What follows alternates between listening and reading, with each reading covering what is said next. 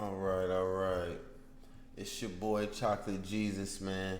It's back on Chocolate Jesus Reacts. We're gonna do another little college football video. It's gonna be real quick, man. I'm an Alabama Crimson Tide fan. I went to University of Alabama. That's my school. So I rock with them, man. I'm gonna just be dropping a couple videos on them all year, once a week, maybe after the game too, but definitely the preview videos and my expectations of what I think. So we're not gonna get too deep like we do with the Cowboys video on Chocolate Jesus Cowboys, Chocolate Jesus NFL over on the other sports channel, Chocolate Jesus Sports.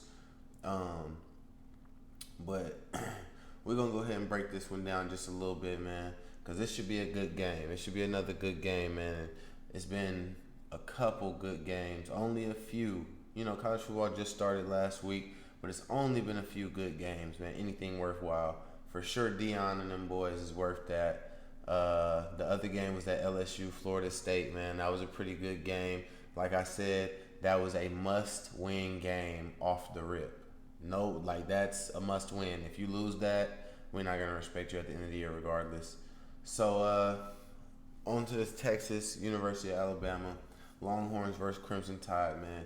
It's game time. Alabama, I think the rankings definitely changed. Alabama is number 3, yep, and Texas is 11. Last week, Alabama was 4 and Texas was 11. So Texas did not move. Alabama moved to number 3. I remember I was talking my dome. The crazy thing about it, when these two teams faced each other last year, Texas almost won. Texas almost won. Their quarterback, Quinn Ewers, got hurt halfway through the game. Bryce Young was struggling. I believe that was a Bryce Young game. I don't think that was a Jalen Milroe. Maybe Bryce got nicked up a little bit during that game, and that's when Jalen Milroe came in. But this year, Jalen Milroe's getting the start for Alabama. I'm just gonna go ahead and run down the whole roster, basically what I think about the roster and the matchups between two of the teams. Then I'll get to my key and final points. So number one is, in the quarterback battle, who has the better quarterback between Texas or Alabama? I really think it's a draw. I would say Texas normally because Quinn Ewers is pretty good, and then they have the Manning kid behind Ewers just in case anything happens to Ewers. The Manning kid's still very young, but next year is going to be his year. Ewers is probably gone this year. At the running back position, well, let me stay with the quarterback. Let's not just talk about only Texas. Because like I said, Alabama doesn't have as good of a quarterback, but I do need to validate why I did give it a draw. It's because when you have that running quarterback, anything can happen. Anything can happen when you have that running quarterback. So you really, really can't underestimate Jalen Milroe because he's a decent passer, but he's a hell of a runner. Quinn Ewers is a good passer, but he's not just Patrick Mahomes. Patrick Mahomes wasn't Patrick Mahomes in college either, but he's not the Peyton Manning in college. He's not the Johnny Manziel, somebody who could really beat you pass scheme and coaching. But on to running backs. I believe that's a draw as well. Texas lost Bijan, yes. They lost Roshan as well, Bijan and Roshan. But they have a young guy in there. I forget his name now. I haven't done a lot of research on this game. I just know it because I follow all the storylines but I haven't done roster breakdowns and position I just looked at their entire team and I know who has a better what skill set at each position. So I don't have names and weights and what year they came out and what city they're from and things like that with this breakdown. I do that on my Cowboys channel. With the NFL, I do that. But with this, this is just an Alabama-Texas game. It's really highly anticipated. I just want to tap in with you guys, get you guys filled in on what's going on just in case you can't follow it like I do. So running back is definitely, like I said, they got a young guy out there, but he's a good back. He's a really good back. Alabama, they got a couple guys, like I said, Jace McClellan. They got a couple young guys. Jace McClellan's actually an older guy, but they just got like a stable of backs more so than the baller that Texas has. But they're both equal. It'll be about a draw because they both going to deploy it as they should. Wide receiver, Texas has a major advantage in wide receiver. Alabama has a lot of skilled wide receivers, Ja'Cory Brooks and guys like that we look at. But Isaiah Bond, guys like that, skill, really good upside players, ballers. But Texas has a deep wide receiver corps of like real number one receiver talent. Not like all the guys are number ones. That would be crazy. But I'm saying like Texas always has a number one receiver.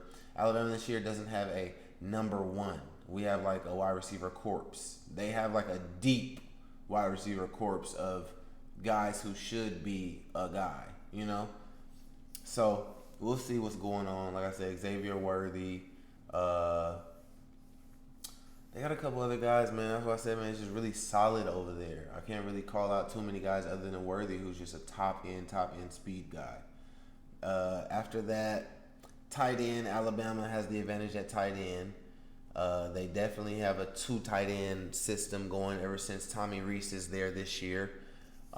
Steve Sarkisian, he has a good route tree. He draws up good offensive formulas. And, I don't know who Texas's offensive coordinator is, but I'm pretty sure he has a hand in helping in that. And he's going to have some good routes where maybe a tight end can get open, but he doesn't focus on them. He uses them in the run game very well, and deception and lining up somebody over here and stacking on the ball and off ball to give the outside receiver a little bit of help. That's what Steve Sarkisian does with his tight ends. He's not really putting you in the game plan. You can catch the ball because, like I said, he's drawing up good routes. So if you're getting open out there, it's coming your way, brother. But enough with that. Like I said, tight end, not really verified in their tight end guys. They use those guys for running game as well, and like I said, how Steve Sarkisian's going to deploy them, So, O-line, Texas advantage O-line. Those guys are all pretty much returning. Alabama has some returners, but they're not as stout as usual. I mean, it's going to be a well-coached group, but Texas has some hogs. That's one thing they like to do. I don't know if their run game is going to be all that because it's not Bijan back there. But if this was Bijan again with these guys, a little bit more mature and veteraned up, that's crazy. Like upperclassmen up, that's crazy. That would have went crazy. So after that, I was going to give Alabama the D tackle room, but those guys are just kind of like pieces in a machine. The edges for Alabama is where it's at. The D ends, they got Texas beat by a long shot. Major advantage Alabama in that one. But D tackle, it's not really a draw either because Texas has some verified studs at D tackle. They got some studs out there at D tackle, so I'm going to give that one to Texas. Linebacker, that's really the only one I really got to think about. Texas has some studs at linebacker. But how Alabama utilizes their D-line, their linebackers always eat free. They got one of those blitzing edge guys as a linebacker. It's going to be tough, man. Those Alabama guys get picks, all that. It's pretty, I don't know, man. I'm going to have to just get that a draw, man. A draw. Chalk it up as a draw. What else we got? DBs. That's Alabama. More ballers, a deeper corner room, a lot deeper corner room, I'll say. Texas might just have some good guys, some good players, some good young guys, but Alabama, Kool-Aid McKinstry, a lot of guys, man. Safety room is all right, but they're dinged up. They're really hurt, but they've got, like I said, we'll get to that later with my key points, but I'll just give that to Alabama, the DBs. Safeties, maybe they're a little young. I'll just give them and Texas a draw because I'm pretty sure Texas has some good safeties.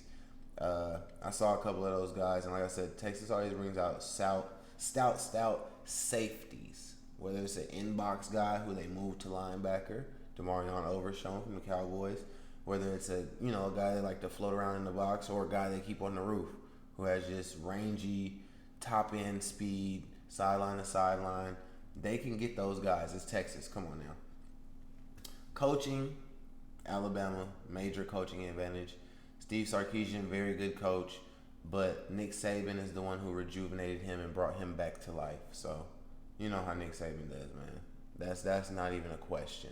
I don't care if Steve Sarkisian went 12, 13, 14, 15 and 0 this year, won a national championship, he would not be a better coach than Nick Saban either way, you know.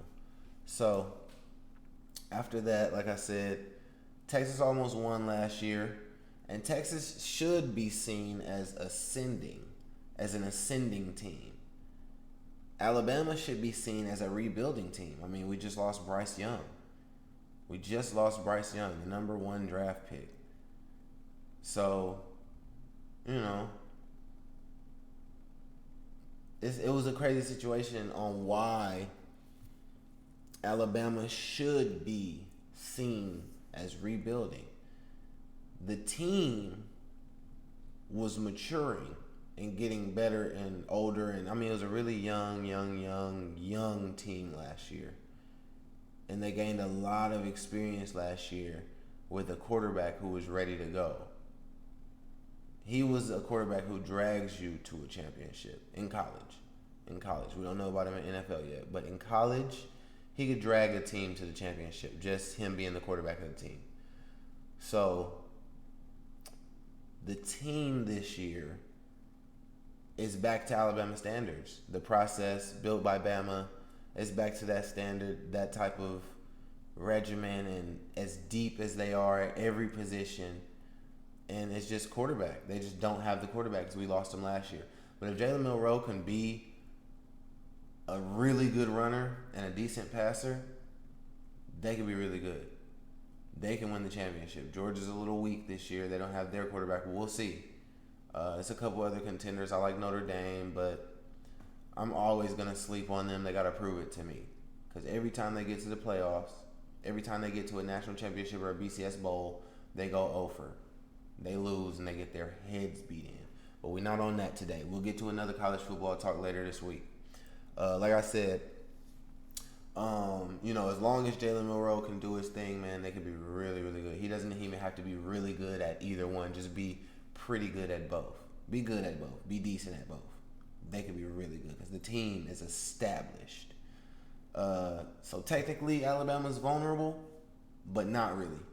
Not really at all. This team is stacked. The talent between Texas, like I said, Texas is stacked too, man. They just don't have that pedigree. Not anymore. They are a blue blood program, but the guys don't know what winning is really, really at a high level. They'll learn that after a couple years in the SEC. Shout out to Real Life Sports Nation and Big Homie Pack over there at Real Life Sports Nation. We do a lot of the podding and good think pieces and conversations and stuff like that over there, man, where we talk about Pac-12 and Big 12 and Texas coming to the SEC and just everything, man. So tap in over there. You guys definitely go follow, subscribe. Drops a lot of NBA content. That's where I do a lot of my NBA stuff over there with him. Like I said, though, with Texas, man, pretty good team.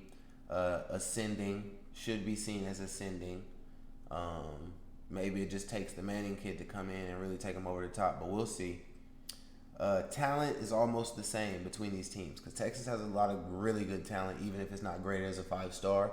A 3-star in Texas is maybe overlooked and should be a 4. A 4 should be a 5 or a borderline, so we can't just give you any benefit of the doubt when we're doing these rankings and round up. I got to keep you at a 4, brother, but you're really a 5-star talent. So, Texas gets a lot of those guys who sneak under the cracks just because they want to stay close to home, or not even close to home because Texas is big, but I'd rather be 8 hours away on the other side of Texas or 5 hours away, a couple hours south or north or, something like that, instead of 12 hours away or 15 in a different state. I'd be in this state and just be, that close, relatively close.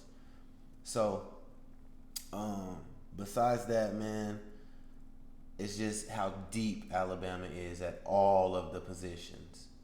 They're just very deep. It's going to be really hard to stop those guys if anything happens. Like, once the ball is rolling, it's rolling. The machine is going. They can lose a safety. They are losing a couple safeties this week, and nothing changed. It's going to be the same Alabama you see out there. Very, very tough team. They can lose the quarterback, Jalen Milroe. The transfer from Notre Dame can come in, as you've seen last week in the fourth quarter, and put up some good points and, go down the field, at the least. Go down the field.